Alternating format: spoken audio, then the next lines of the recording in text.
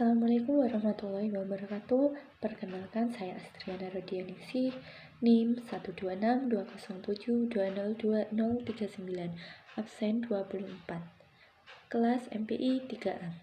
Di sini saya akan menjelaskan PPT yang telah saya buat untuk pemenuhan tugas UTS semester ganjil manajemen peserta didik dengan judul peningkatan mutu pendidikan melalui manajemen peserta didik.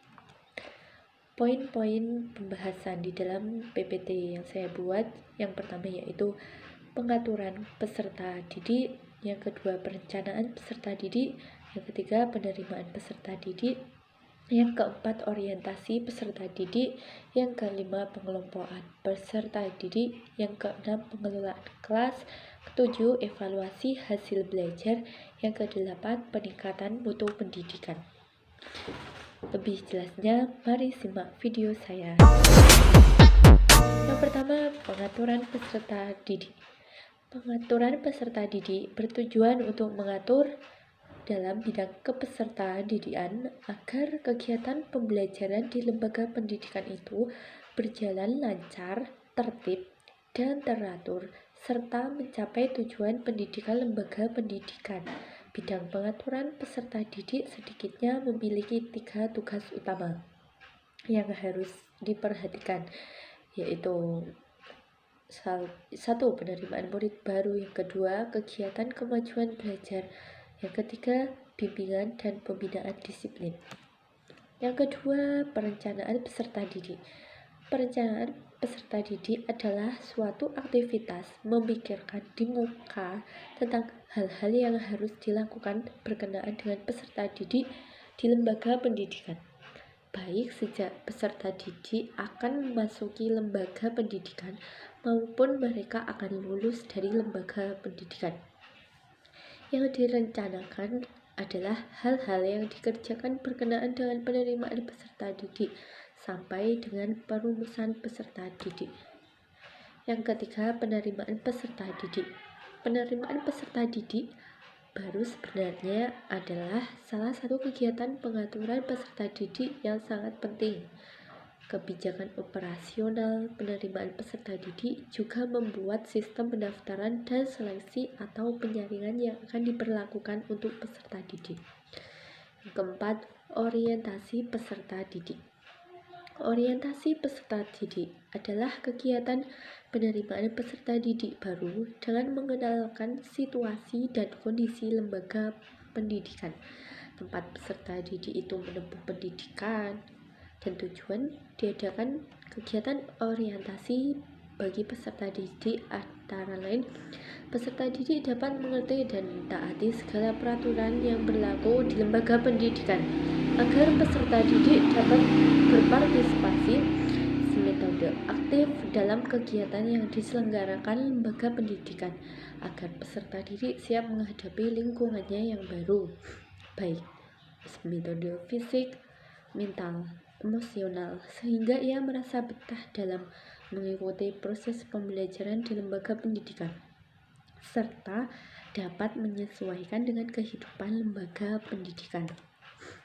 Selanjutnya, pengelompokan peserta didik.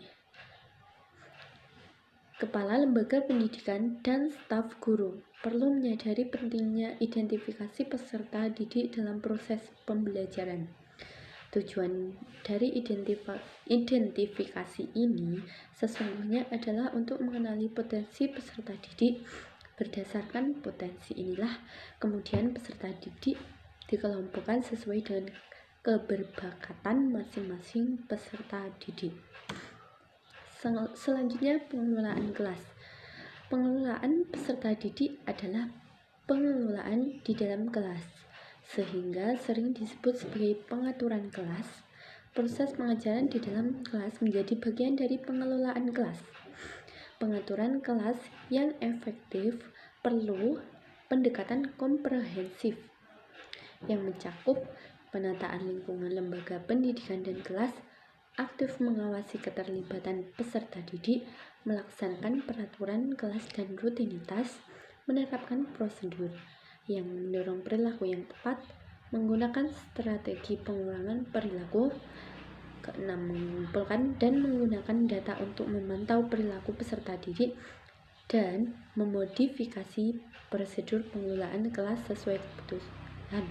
Berarti dalam pengelolaan kelas ini ada 7 tahapan. Dan selanjutnya, evaluasi hasil belajar. Evaluasi hasil peserta didik dimaksudkan untuk mengetahui sejauh mana peserta didik telah dapat menampilkan performa sesuai yang diinginkan. Evaluasi tersebut juga dapat bertujuan untuk mengetahui kesulitan belajar peserta didik. Tujuan evaluasi tersebut harus jelas sehingga memberikan arah dan lingkup pengembangan evaluasi selanjutnya agar lebih baik dari sebelumnya dan bisa mencapai tujuan. Selanjutnya, peningkatan mutu pendidikan.